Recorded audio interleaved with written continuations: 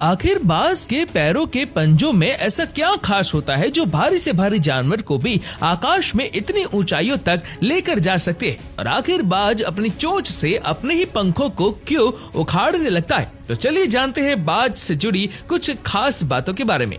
सबसे पहले हम बात करेंगे इनके जीवन चक्र की। इस प्रक्रिया में सबसे पहले नर और मादा का मिलन होता है और इनका ये मिलन कुछ मिनटों का होता है और जैसे ही इनके मिलन की प्रक्रिया पूरी हो जाती है उसके कुछ दिनों बाद ही मादा अंडे देने की अवस्था में आ जाती है, जिसके बाद ये अंडे देना शुरू करती है और जैसे ये अंडे दे देती है उसके बाद ये लगभग 40 दिनों तक उसे सेने का काम करती है और 40 दिनों के बाद ये बच्चे अंडों से बाहर आ जाते हैं और इस दौरान मादा बाज के साथ नर बाज भी साथ रहता है और नर बाज मादा और बच्चों की सुरक्षा और खाने का पूरा इंतजाम करता है। लगातार खाना जुटाने की मेहनत करने के इस मुश्किल सफर में नर बाज का वजन मादा की तुलना में 30% कम हो जाता है।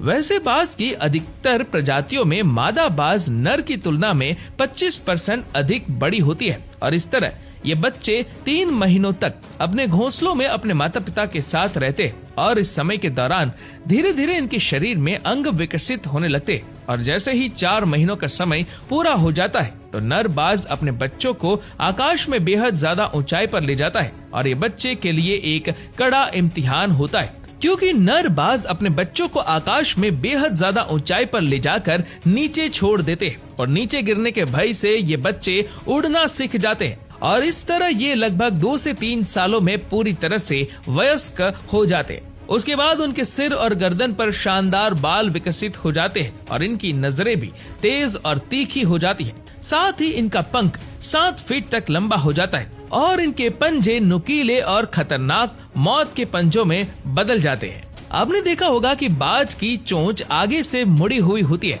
40 साल की आयु तक पहुंचते पहुंचते ये चोंच इतनी अधिक मुड़ चुकी होती है कि बाज इस चोंच से शिकार नहीं कर पाता। साथ ही बीती उम्र के साथ बाज के पंख इतने भारी हो जाते हैं कि बाज को उड़ने में भी बेहद मुश्किल आने लगती है। उम्र के इस अनोखे पड़ाव पर शिकार न कर पाने के कारण बाज के मरने के हालात आ जाते हैं, किंतु आसमान के इस राजा ने हार मानना नहीं सीखा। बाज अपनी चोंच को पत्थरों पर पटकने लगता है। इस प्रक्रिया में इसे भयंकर पीड़ा होती है, किंतु यह हर पीड़ा को सहते हुए अपनी चोंच के अगले हिस्से को तोड़ डालता है। बाज का यह बलिदान इसका जीवन बचा लेता है और इसकी चोंच नए सिरे से बढ़ती हुई फिर से बाज को शिकार करने योग्य बना देती है, किंतु अभी भी बाज अपने भारी हो चुके पंखों के कारण कम सक्षम होता है। इसीलिए अपनी नई उगी हुई चोंच से सबसे पहले बाज अपने पंखों को ही उखाड़ना शुरू कर देता है। इस प्रोसेस के दौरान बाज को दर्द भी बहुत होता है, किंतु आसमान पर राज करने वाला बाज अपने उसी आसमान को फिर से हासिल करने के लिए सारा दर्द सहता है। बाज को अपने इस बलिदान और तपस्या का फल मिलता है और अगले कुछ महीनों में इसके नए और बेहतर पंख उग जाते हैं, जिसके दम पर ये बाज एक बार फिर से आसमान की ऊंचाई हासिल करता है। बाज की दूसरी और खूबियों में से एक खूबी है इसकी तेज नजर। वैसे तो अधिकतर पक्षियों की नजरें बेहद तेज होती है, लेकिन बाज का इस मामले में कोई मुकाबला नहीं कर सकता। बाज एक ही बार में 2 अलग अलग वस्तुओं पर अपनी आंखों को फोकस कर सकता है।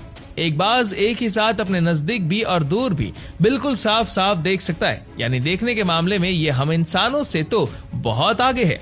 चलिए अब जानते हैं कि आखिर बाज इतना खतरनाक क्यों होता है। दोस्तों आप इस वीडियो को देखिए। ये बाज एक सांप को समंदर में से उठाकर ले जा रहा है और इस सांप को उठाकर वह आकाश में ले जाता है और अपने घोंसले तक ले जाकर उसका भोजन बनाता है। अब इस वीडियो को देखिए जिसमें बाज उड़ते हुए जमीन पर आकर लोमड़ी पर हमला कर देता है और उसे मार गिराता है। और अब फाइनली इस वीडियो को देख लीजिए जिसमें बाज बकरी पर हमला कर देता है और उसे पकड़कर आकाश में ले जाता है और बकरी को अपने घोंसले तक ले जाकर उसका भोजन बनाता है। बाज के पैर के पंजे इतने खतरनाक इसलिए होते हैं क्योंकि उनके पंजों के सिरे नुकीले और तेज होते हैं और उनके पैर के पंजों में मजबूत मांसपेशियां होती है जो शिकार को पकड़ने, उठाने और ले जाने के लिए करते हैं, जो उन्हें एक खतरनाक शिकारी बनाता है।